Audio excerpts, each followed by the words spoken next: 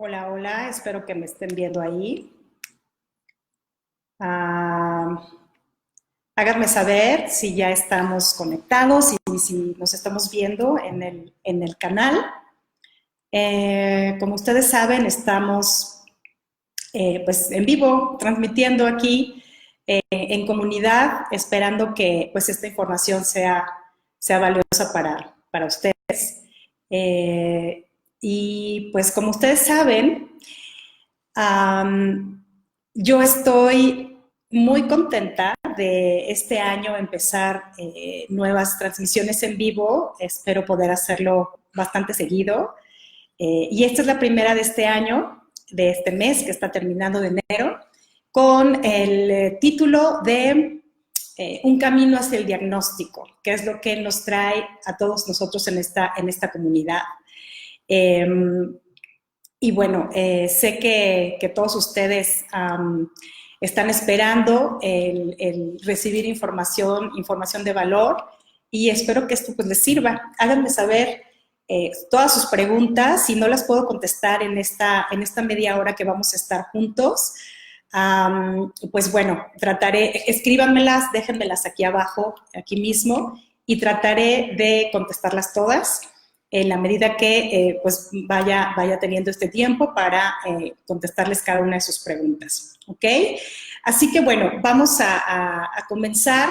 Y como les dije, el tema es un camino hacia el diagnóstico. De lo que se trata, básicamente, es entender cuál es el camino corto, tener la información para no perder tiempo, dinero y no desgastar a nuestra familia en aquello que estamos buscando, como es un diagnóstico en déficit de atención. ¿Ok? Entonces, vamos a ver cuál sería, digamos, lo primero a lo que nos vamos a enfrentar todos y cada uno de nosotros cuando tenemos sospechas de un diagnóstico o de un posible diagnóstico de TDAH. Y el primer paso es la detección de los síntomas. Es decir, alguien tiene que detectar en algún momento los síntomas de déficit de atención. Generalmente los síntomas los detecta o la escuela o los padres de familia. Entonces, díganme quiénes de ustedes han detectado sintomatología, o quién fue primero en el caso de que sean papás de un hijo con TDA. ¿Quién fue primero si ustedes detectaron síntomas de déficit de atención o fue la escuela quien detectó los síntomas? Entonces, es muy importante esta parte primero, porque pues nos da una idea de por dónde empezar. Si es la escuela la que detecta la sintomatología, pues es importante que los docentes se acerquen a los padres y puedan darles esta información de que están viendo sintomatología de TDAH en sus hijos, ¿ok? Bueno, en los alumnos, en sus alumnos, hablándoles a los papás de esto, acercándose de una manera cordial, de una manera en donde puedan pues captar la atención de los papás y hacerles ver que algo está pasando, ¿no? Entonces, la detección es muy importante, es el primer paso. Si es al revés, si detectan los papás los síntomas de TDAH antes que la escuela, pues entonces como papás pues nos vemos obligados a buscar respuestas, a ver qué está pasando con estos síntomas que estamos viendo en casa, y que estamos viendo ciertos comportamientos, ciertas cosas que no nos están cuadrando y que de pronto, pues bueno, puede ser importante comentarlo en la escuela. Entonces, eso, háganme saber quién detectó, en el caso de si ustedes ya tienen un diagnóstico de algún familiar, quién fue primero, la escuela o fueron los papás, o son los papás los que detectan. Eso es en el caso de los niños. En el caso de los adultos, generalmente el adulto, quien más puede detectar los síntomas de un adulto son todas las personas que rodean a esa persona. Si alguien que me está escuchando ahorita vive con alguien que tiene los síntomas de TDAH o incluso un diagnóstico, pues puede saber justamente que los que rodeamos a las personas con TDAH somos quienes nos damos cuenta más fácil que hay síntomas. Entonces, pues somos quienes podemos detectar muy bien cuáles son pues estos síntomas y sobre todo ayudarle a la persona con TDA a compartir esta información con el médico, ¿no? En dado caso de que nos acerquemos a pedir ayuda. Entonces, sí es muy importante esto, es muy importante la detección, primero que nada.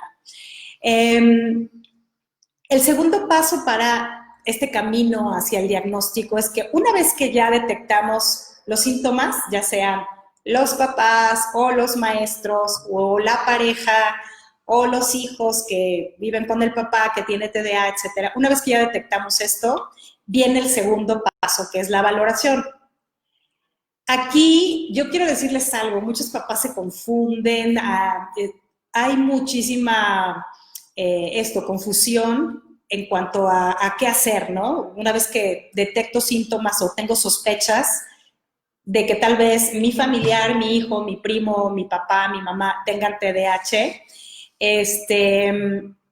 viene este segundo paso que es la valoración, pero donde hay confusión es que no saben muchas veces si primero voy corriendo con un médico especialista o qué es lo que sigue, ¿no? Ahí es donde finalmente la familia se confunde o el familiar se confunde y no sabemos muchas veces qué hacer en este camino hacia el diagnóstico.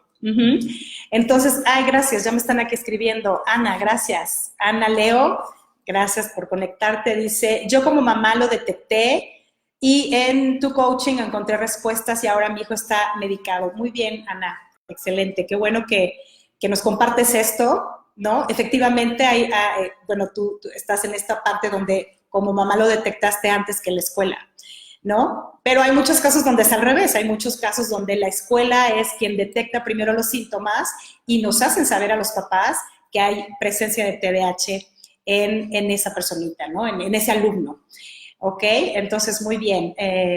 Y bueno, gracias a los que se están conectando, a Juan José Vieira, a Luzma Rodríguez. En fin, bueno, pues vamos a seguir. Entonces, decíamos, esta parte de quién detecta, ya te detectamos síntomas, ¿qué sigue? Sigue la evaluación. A mí me preguntan, oye, pero es que primero mejor vamos con el médico para que nos diga, no sé qué. Sí, también. O sea, si ya detectamos los síntomas, por ejemplo, en muchos colegios inmediatamente los refieren a un médico especialista, lo cual está bien. O sea, digo, no quiere decir que no demos ese paso sí lo vamos a dar al final de cuentas, pero realmente el segundo paso tendría que ser la valoración infantil. ¿Y a qué me refiero con esto? Hacerle una valoración infantil al niño, en este caso, o si es adulto, hacerle también unas pruebas al adulto, una serie de baterías que le llaman, para ver si efectivamente está cubre con los criterios diagnósticos de las pruebas para TDAH y de algunas otras pruebas que se hacen, ¿no? Por acá nos dice Mon, la pediatra me lo dijo cuando tenía 1 año y solo me dijo que tenía síntomas, pero lo tendríamos que ver hasta los 6. Simón, efectivamente, el protocolo que siguen generalmente los médicos es ese, lo cual me parece correcto, es decir, 1 año sí es posible detectar sintomatología a esa temprana edad, inclusive cuando los síntomas llegan a ser de moderados a severos. Sí podemos empezar a detectar sintomatología, pero es importante esperar definitivamente, porque puede, es decir, un criterio muy importante o una información que es muy valiosa, que nos da mucha luz, es la parte académica, es decir, son los retos escolares. Entonces, generalmente es cuando los niños entran a un primero de primaria. Por eso, generalmente los médicos esperan un poquito a ver cómo evoluciona ese posible diagnóstico para estar más seguros de que el diagnóstico esté correcto, ¿no? Sea certero y tenga tenga más validación, ¿me explico? Hola, Moni Chávez, qué gusto que estás conectada. Andrea, hola, fue parte de la escuela y parte yo como mamá. Sí, también, muchas veces también los síntomas, pues generalmente es así, es raro que no detectemos tan fácil, digo, que no veamos síntomas, salvo que haya una negación por parte también de los papás, pero generalmente si hay sintomatología de moderada a severa, tenemos que detectarlo tanto en casa como en la escuela. Así funciona. Adanari, ay, hola, ¿qué tal, Adanari? Mucho gusto que estés conectada aquí con nosotros en esta comunidad. Pues bueno, seguimos. Después de la detección, sigue la valoración en el caso de los niños y pues de los adultos también. Digo, aunque cambian las baterías, también es importante hacer esta valoración. Y en esta valoración, estas baterías, la verdad es que es como la radiografía de cómo estamos operando, ¿no? De cómo está funcionando nuestro cerebro ejecutivo, de nuestras capacidades, incluso valorar toda la parte emocional. Y en fin, yo creo que, bueno, hay baterías maravillosas ya que se aplican ahora. Obviamente estas baterías tienen que ser aplicadas por especialistas en esta aplicación de valoraciones infantiles o baterías para adultos. Generalmente lo hace una psicopedagoga o una psicóloga con experiencia que efectivamente tenga pues estas herramientas que pueden aplicar a los niños que están siendo valorados por un posible déficit de atención, ¿no? Los psicólogos, neuropsicólogos maravillosos que hacen un trabajo excelente y que pueden ayudarnos a este camino hacia el diagnóstico. Entonces, primer paso, detección. Segundo paso, valoración por parte de estos especialistas. Y el tercer paso sería ya propiamente el diagnóstico como tal.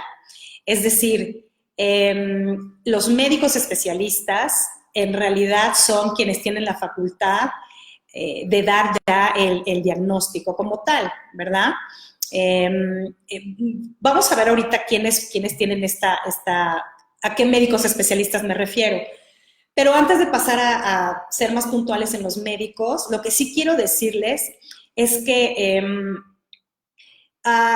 es una sugerencia, una recomendación a título personal, con esta pues, experiencia que tengo en asesorar a las familias, en el coaching durante estos años, me he dado cuenta que sí es muy importante, digamos que el orden sí puede ahorrarnos, el orden sí altera el producto, ¿no? O sea, sí puede ahorrarnos tiempo, dinero y, como les decía, desgaste de la familia y sobre todo la tranquilidad de que estamos haciendo las cosas de forma correcta. Los pasos, sí, mi sugerencia es que sean en ese orden. Es la detección, obviamente, después hacer la valoración y con la valoración, entonces acudir al médico especialista. Si ustedes lo hacen al revés, si primero van con el médico especialista, muy seguramente, muy probablemente les va a mandar a que les haga la valoración infantil o las pruebas o las baterías, que es lo mismo, ¿ok? Entonces, ahórrense ese paso. La verdad, es tiempo importantísimo y muy valioso cuando estamos en la búsqueda de un diagnóstico. Yo siempre cuando vienen a coaching sí les sugiero a los papás que primero hagan la valoración, ¿no? Generalmente sí tienen un precio, pues digo, considerable este tipo de valoraciones, pero creo que vale muchísimo la pena invertir, no lo vean como un gasto, véanlo como una inversión, vale muchísimo la pena hacer este tipo de valoraciones para cuando estamos buscando un diagnóstico de déficit de atención, porque también puede haber sesgos, ¿no? Cuando no hay este material, cuando el médico especialista no cuenta con este material, puede haber sesgos, puede haber falsos diagnósticos que pueden estar dándonos información equivocada. Entonces, hagan primero la valoración y después con su valoración ya pueden acudir al médico especialista. Ahora, ¿qué médicos especialistas son los más recomendados o los que, digamos, para seguir el protocolo? Generalmente en el caso de los niños es un psiquiatra o un neuropediatra que tengan, por supuesto, pues esta experiencia, esta especialidad, pues, ¿no? En el caso de los adultos, pues es un neurólogo o un psiquiatra. No quiere decir que otro tipo de médicos, como por ejemplo un médico familiar o un médico general, ¿no? No pueda tal vez dar, o un pediatra inclusive, no pueda dar un diagnóstico, sí, pero siempre y cuando tenga forzosamente la colaboración y ayuda de la otra parte, que es la valoración, las pruebas, y que sobre todo tenga una amplia experiencia en déficit de atención. Es importante que ustedes pregunten al médico si tiene experiencia en tratar casos con TDAH. No todos los especialistas saben de TDAH, no todos los médicos o pediatras o médicos familiares saben de TDAH o tienen experiencia en estos casos. Entonces, por eso sí es muy importante preguntar, informarse, ¿no? Y indagar si realmente hay esta experiencia de por medio cuando no son los especialistas que estamos buscando. Pero sí, yo recomiendo muchísimo sí, irnos directamente con el especialista, que en este caso, insisto, es un psiquiatra, un neuropediatra, o un psiquiatra, un neurólogo, en el caso de los adultos. Y sí tienen que cumplir con estos criterios de ayuda de las otras áreas. ¿Ok? Muy importante eso.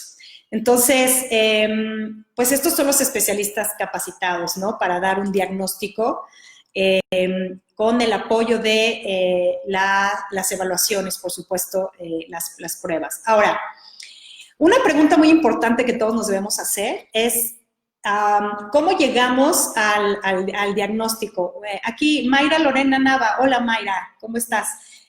Ya está aquí conectada también. Una cosa que es importante tener en cuenta, o la pregunta más bien que nos debemos hacer es, ¿cuándo es necesario hacer una evaluación, ¿no? Una valoración de esta naturaleza, este tipo de pruebas, para saber si hay TDAH o no? En primer lugar, pues tener síntomas, sospecha de síntomas, ¿no? ¿Y a qué nos referimos? Cuando una personita está teniendo problemas de conducta, problemas de comportamiento, ya sea un niño, un adolescente, un adulto, que están presentando incluso problemas de atención, que estamos claramente viendo que nos están reportando que no presta atención, que se distrae, y también que tiene también temas de autorregulación, ¿no? La cuestión de la autorregulación es importante también. Entonces, ahí es cuando debemos acudir a la evaluación y a hacer este tipo de pruebas, ¿ok? ¿Qué es lo que una prueba nos va a medir? Una evaluación, una valoración psicopedagógica nos va a medir los aspectos psicosociales y los aspectos del aprendizaje, ¿no? Toda la problemática que pueda haber del aprendizaje y problemas en la parte, pues, psicosocial. Entonces, esto también es muy importante que ustedes sepan que eso es básicamente lo que vamos digo, a grosso modo, lo que van a medir estas baterías, estas pruebas que se tienen que hacer al momento de estar buscando el diagnóstico. Y también quiero que sepan que hay una infinidad de baterías y de pruebas. También, dependiendo el caso, son las pruebas que se van a aplicar. Si estamos buscando un TDAH, un diagnóstico de TDA, por supuesto que es importantísimo que se apliquen las pruebas para TDAH, las que son específicas para esta condición, como los Conners o algunas otras pruebas diagnósticas, ¿no? Pruebas y baterías, ¿ok? Ahora, muchas personas me preguntan que si es necesario forzosamente hacer otro tipo de pruebas. Digamos que vamos a ir por pasos. Lo primero que tenemos que saber, todos ustedes tienen que saber que es decir, el diagnóstico es 100% clínico. Esto significa que es a través de entrevistas con la familia o con el adulto que tiene TDAH o que tiene los síntomas. Por supuesto, toda la historia médica, la historia clínica de esta persona, la historia completa. El especialista tiene que también observar al niño o al adulto, en este caso, basarse, por supuesto, en los criterios diagnósticos del DSM-5, Eh, y, y las pruebas psicológicas, estas baterías de las que les hablo. Esto es un diagnóstico clínico, es decir, son entrevistas, ¿no? Más la valoración de la persona, digamos, la observación de la persona. Así es como funciona y así es como se llega a un diagnóstico por la clínica. Hoy por hoy no hay ningún tipo de prueba, de tipo de imagen, digamos, como electroencefalogramas y esto que nos den per se un diagnóstico de TDAH. En realidad es clínico el diagnóstico. Lo que nos ayudan estas otras pruebas es lo que le llaman diagnóstico diferencial, que es cuando queremos descartar que estos síntomas no se estén generando por algún otro tipo de condición, como puede ser la epilepsia, o, en fin, alguna otra condición que esté dando esos síntomas de TDAH, ¿ok? Entonces, sépanse que el diagnóstico es clínico, que tiene que haber toda una serie de entrevistas, no se da en una sola sentada, tiene que haber pruebas, pruebas, la valoración, las pruebas, y bueno, esta serie de pasos que ya dijimos, ¿ok? Muy bien, ¿qué más? Algunos otros estudios complementarios también me preguntan muchas veces que si es necesario hacer, digamos, pruebas de laboratorio. Siempre y cuando el médico especialista lo indique, pues se pueden hacer las pruebas. Y me refiero, por ejemplo, a análisis de sangre, análisis de orina, análisis de prueba hepática tal vez, o perfiles, ¿no? El perfil hepático, tiroideo, etcétera. Pero insisto, siempre y cuando el médico especialista lo pida, lo requiera, no es que sea forzoso para el diagnóstico, pero si el médico considera que por la historia médica de la persona es necesario hacer estos estudios se pueden hacer sin ningún problema. Y hay otro tipo de estudios complementarios también, que también si lo manda el médico, tal vez sea necesario hacer, como un electroencefalograma, que básicamente se usa para descartar algún tipo de trabajo eléctrico diferente o epilepsia, ¿no? Pueden ser también imágenes por resonancia magnética, que se utiliza para descartar alguna anomalía, más bien como de tipo estructural o alguna lesión. ¿Qué más? En fin, tomografías, una serie de imágenes que si el médico las manda, por alguna razón, pues hay que hacerlas, ¿no? Antes de dar un diagnóstico. Pero para eso sí es muy importante que acudamos primero al especialista.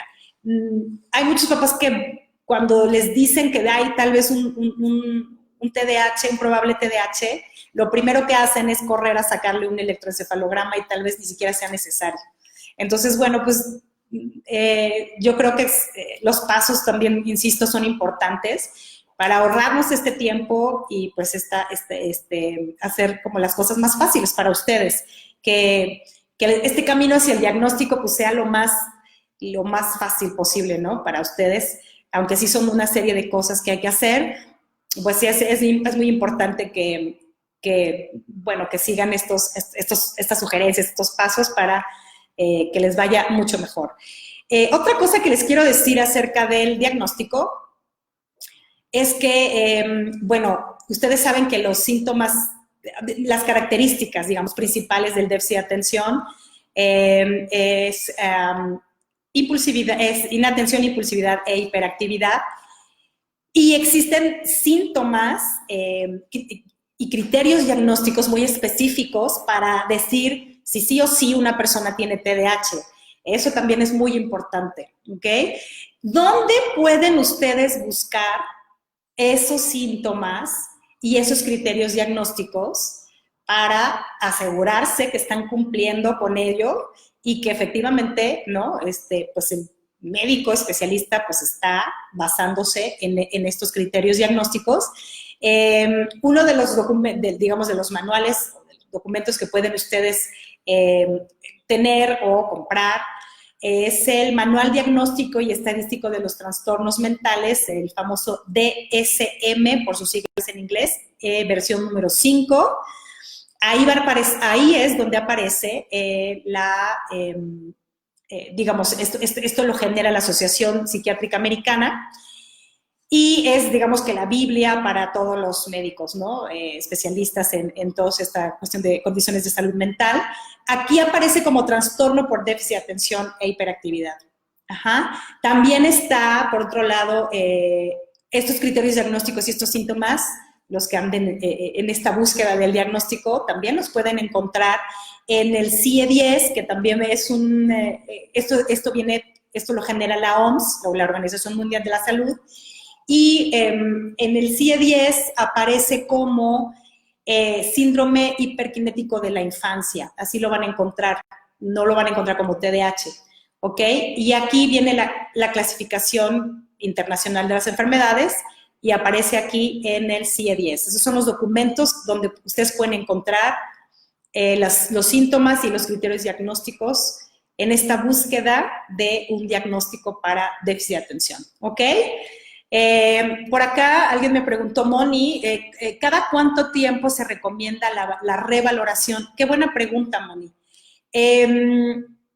Mira, hay cierta controversia aquí, ¿no? Pero creo que no es necesario hacerla tan seguido. Mi experiencia personal es esa. No es necesario hacerla tan seguido porque hay digamos, cierta información que no va a cambiar tanto. Un ejemplo de ello puede ser, por ejemplo, el coeficiente intelectual realmente no va a tener variación. Digo, hay desarrollo de otras capacidades, etcétera, y de habilidades sí, eso sí puede variar, ¿no? Y funciones ejecutivas que al ser habilitadas pueden también tener una gran mejoría, que también eso lo miden estas baterías o estas valoraciones. Entonces, pues no tiene que ser tan seguido. Yo diría que mi sugerencia es que sea hacerlas en cada etapa importante de la vida de la persona. Por ejemplo, obviamente al inicio de un diagnóstico, de la búsqueda del diagnóstico, y que generalmente es entre los 5 y los 6 años.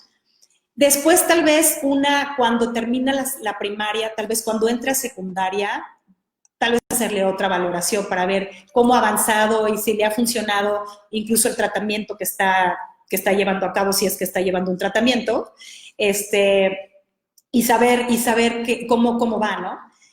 Y tal vez otra más cuando entre que esté por entrar tal vez a la universidad, también, si es que todavía hay algo que tengamos que revalorar, ¿no? Entonces, espero que haya contestado a tu pregunta, Moni, pero es una muy, muy buena pregunta, ¿ok? Entonces, bueno, vamos a seguir ya para ir perfilándonos al final de esta charla. ¿Qué más tenemos que considerar? Pues bueno, algunas otras cositas que que quisiera puntualizarles ya para ir terminando. Una de las cosas que hemos visto y que es un hecho, definitivamente, es que por cada 3 varones hay una niña con TDAH. Eso es importante también.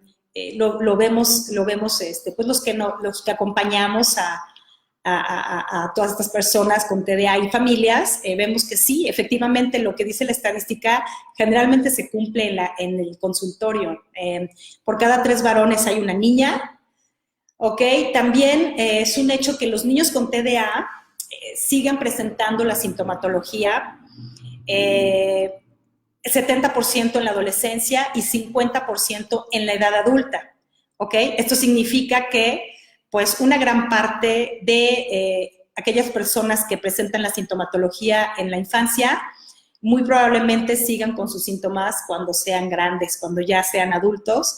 Entonces, bueno, pues es importante también tomarlo en cuenta. Es un pequeño porcentaje el que remite los síntomas, ¿sí? Ojo, no se quita, pero sí pueden remitir esos síntomas. Sin embargo, va a haber otro 50% que va a permanecer con la sintomatología a lo largo de la vida. Luzma Rodríguez me pregunta, dice, en cada ciclo vital de la vida, tal vez sea de ayuda una revaloración. Seguro, Luzma. Sí, justamente es lo que estábamos comentando. Así es, muy bien dicho. ¿Qué más? Estamos ya casi terminando, pero bueno, todos los niños que cumplen con criterios diagnósticos de TDAH, quiero decirles algo pues que no, pues medio triste porque no está padre. Solamente un 8% de los niños que tienen sintomatología de TDAH recibe un diagnóstico.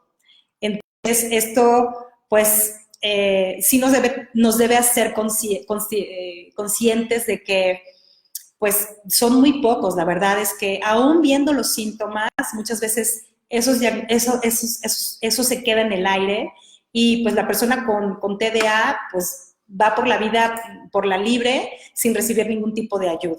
Solamente el 8%. Entonces, por favor, hagamos conciencia de esto, papás, si nos están viendo, docentes, si nos están escuchando también, pues si podemos poner un granito de arena para que ese niño reciba un diagnóstico, está maravilloso, ¿no? Y que no se quede ahí en el aire, porque son muy pocos, un 8% es muy poquito.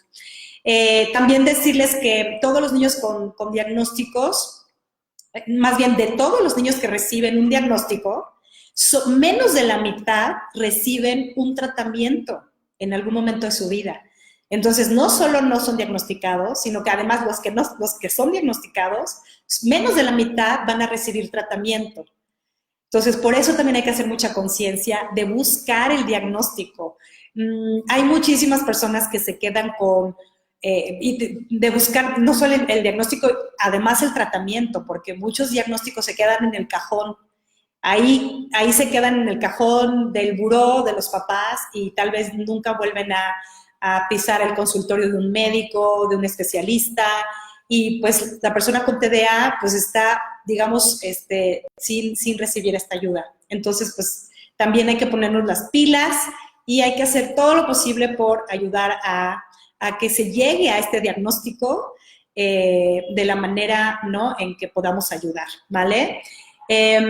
Y la otra es que si el papá o la mamá no están convencidos de un diagnóstico o de que la persona tiene síntomas de TDAH o del diagnóstico, si no les queda claro cómo opera el TDAH en la personita y no están convencidos al 100%, generalmente empiezan un tratamiento y la estadística es que a los 3 meses abandonen el tratamiento por completo. Entonces, pues también está como para hacer conciencia de que por eso tenemos que estar muy convencidos y por eso también es importantísimo recibir la psicoeducación que nos puede ayudar a ser más conscientes de esto, a tomar mejores decisiones para ayudar a nuestros hijos o a nuestra pareja o a la persona que tenga TDAH, un sobrino, un amigo, hacer mucha conciencia de esto. ¿Cómo lo podemos hacer? Con la psicoeducación. Entonces, pues bueno, eso es lo que yo les quería compartir en este en vivo. Yo les agradezco muchísimo a las personas que están conectadas. Gracias por chatear conmigo. Si tienen dudas, déjenlas aquí y yo se las contestaré en estos días. Me va a dar mucho gusto saber de ustedes. Y también quiero nada más recordarles que estamos a punto de hacer un curso presencial para los padres, para los que viven aquí en Querétaro, 21 y 22 de febrero. Va a ser aquí en las instalaciones de Total Coaching. Y también, pues nada, no se olviden de también visitar mi sitio web, que es www.deficitatención.com.mx. Ahí también estamos subiendo los diferentes eventos que vamos a tener, las diferentes servicios y sobre todo testimonios de familias que han recibido la psicoeducación, que los invito a que los lean. Tenemos testimonios de padres, testimonios de adultos, testimonios de adolescentes que nos han muy amablemente compartido su experiencia al tomar la psicoeducación, y creo que puede ser pues algo que los pueda inspirar a que ustedes se animen también a psicoeducarse en TDAH, ¿ok? Muchas gracias a todos, gracias a los que se conectaron. Me va a encantar seguir viéndolos, escuchándolos y teniendo sus opiniones. y me va a gustar muchísimo saber que seguimos conectados como comunidad, apoyándonos unos a otros. ¿Ok? Pues nada, no me queda más que despedirme, desearles que pasen una excelente noche y nos vemos muy pronto en otro Facebook Live. Cuídense mucho, gracias. Bye, bye. Si alguien más tiene alguna duda, me voy a quedar aquí 2 minutitos por si alguien quiere escribir algo en cuanto al diagnóstico. Me quedaré únicamente unos 2, 3 minutitos para ver si alguien más tiene alguna duda. ¿Sale?